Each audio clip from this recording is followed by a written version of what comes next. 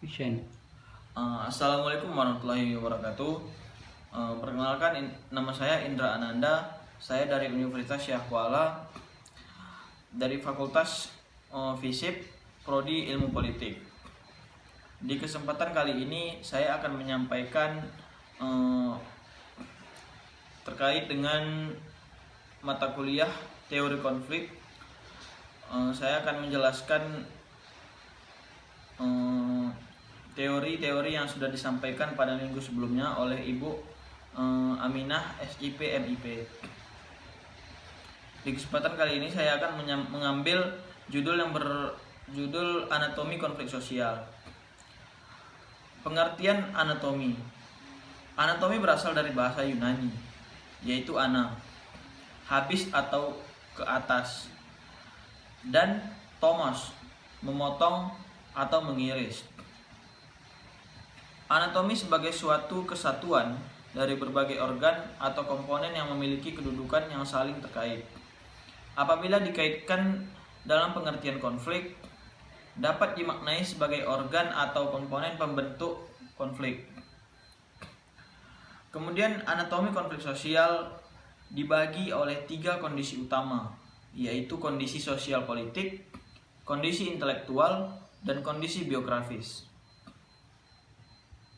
Kondisi sosial meliputi dominasi politik, eksploitasi sosial, dan perkembangan ekonomi. Kemudian selanjutnya kondisi intelektual. Di antaranya idealisme, naturalisme, paham evolusi, sosial, dan pragmatis. Kemudian ada yang namanya kondisi biografis. Mayoritas berasal dari kelas bawah, mengalami pendidikan pada masa pencerahan, kemudian karir politik dan akademik. Dapat saya simpulkan juga bahwasanya konflik memiliki unsur-unsur yang terkait dengan proses terjadinya konflik, yaitu ada 5.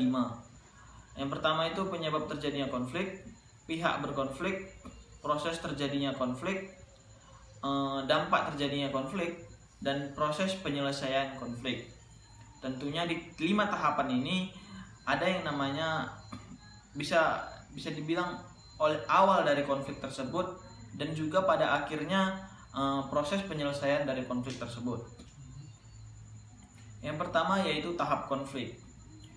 Menurut Haidayaningrat, konflik dibagi menjadi 5, yaitu konflik laten atau tersembunyi, konflik terasakan, konflik diwujudkan, konflik teraba, dan yang terakhir akibat dari konflik.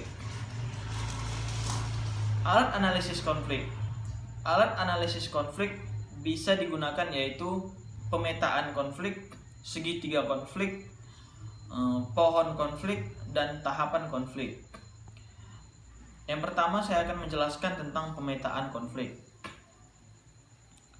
Tujuan dari pemetaan konflik adalah untuk memahami situasi dengan lebih baik, untuk melihat hubungan di antara berbagai pihak secara lebih jelas, untuk menjelaskan letak kekuasaan, untuk melihat keseimbangan antar pihak.